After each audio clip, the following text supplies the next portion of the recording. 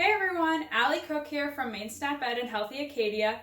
Welcome back to my kitchen, and today I have another super quick and easy and yummy recipe demo.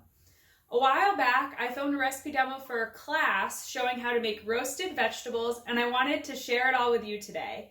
So go ahead, get in the kitchen, wash your hands, and cook along with me. Cool. All right, welcome everyone. Today we are going to be making roasted vegetables. And so the first thing we need to do is preheat our oven. So I'm going to preheat it to 400 degrees. And then today we're going to be roasting some carrots, some red onion, some red pepper, some asparagus, and some potatoes. The reason I picked these is because they were just what I had in my fridge and were around the house. Especially while we're all trying to stay at home and not make too many trips out, you can really roast any vegetables that you have. So don't feel like you need to make an extra trip for this recipe. And before I get started on cutting and prepping, I have cleaned all of my surfaces. They're sanitized. I'm going to wash all of the vegetables, make sure they're nice and clean, and I'm also washing my hands for 20 seconds. So make sure you're following good food safety guidelines as well.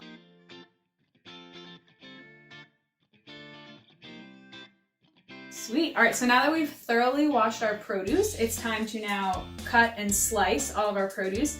It's really important to make sure they're of even thickness, even length, so that way it all roasts at the same time and they're cooked the same way. You don't want one too overdone or underdone. So today I'm going to be slicing them in just nice little slices. And just while you're slicing, make sure you're aware of where your other hand is. Maybe use the claw. Just really paying attention to our knife safety skills.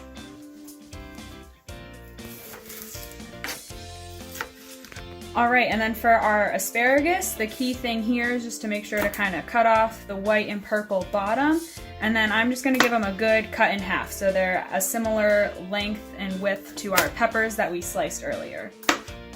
And then for our potatoes, because they're a little thicker and starchier, for these ones we can kind of just make nice, kind of thin French fries, and those will take almost just as long to roast as our other vegetables. So kind of a nice thin, and then I cut them in half. All right, so then for our onion, this one is kind of hard to do in slithers, so we're gonna cut it in half and then chop off both ends. We can get rid of all this outside peel that we don't need. And then for this one, how I like to roast them is you just kind of like cut and make little triangles.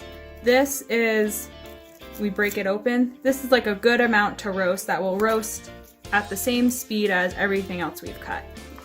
All right, and then lastly for our carrots, we're gonna peel them first. So, I always like to peel into my sink because I just think it's easy to then clean up afterwards.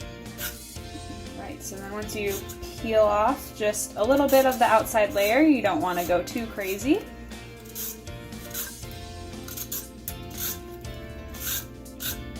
All right, and then we'll cut off both of the ends. You don't really need those. And then for these, I think we'll cut them in half so they're a similar size to things we've already cut. Being careful where our fingers are. And then we can halve them and then quarter them. And that's a pretty good size, similar to other things we've cut, and should roast at a very similar speed. For this tiny one, I think I'll just halve it, and that looks good to me. All right, so now that we're finished slicing and cutting all of our vegetables, our next step is to throw them all in a bowl, and we need to make sure we cover them with olive oil or vegetable oil and then whatever spices we want. You'll notice the recipe in your cookbook says to put them right on the pan and then kind of drizzle everything on top. I really like to dump everything in and then mix it with my hands, and then this is also a great place where you can bring your kids in. If you have younger kids and you don't want them cutting stuff, this is the perfect step, and it's kind of messy and fun to help them mix it up all together. You'll also notice in your cookbook that it has measurements, and I just kind of like to eyeball it. So just drizzle a little bit, like enough to make sure it all get covered. you can always add more. And then also I encourage you to get creative with your spices. This is quarantine kitchen, so you're not gonna wanna be making extra trips out to the grocery store. So use whatever you have available. So I'm gonna be using some salt, so maybe like a little bit less than a teaspoon of that. Some pepper. Let's see, I definitely want to add some garlic. So I'll probably add maybe 2 teaspoons of this. Mix it all together. Smells really good. And then I'm also going to add in some paprika. This is totally optional. This is just me getting creative. It adds like a nice little red texture to it. And then lastly, I'm going to add just a little bit of rosemary. Trying something out here, mixing it with the paprika.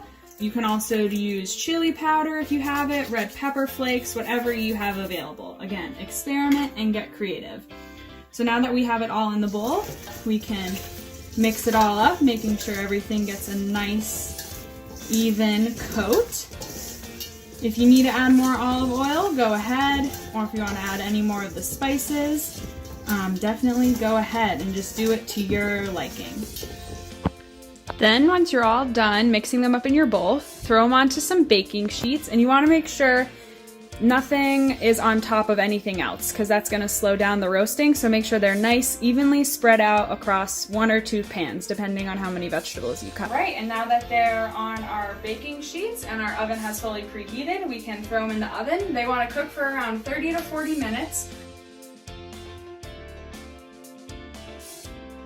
All right, so our timer just went off. I made sure to turn off my oven.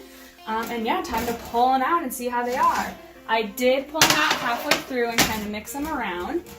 But yeah, these look good and they smell super awesome too. So as we can see, they're nice and browned and soft. So our kind of thicker vegetables, like our potatoes, those are what we want to check to make sure they're nice and soft, cooked all the way through.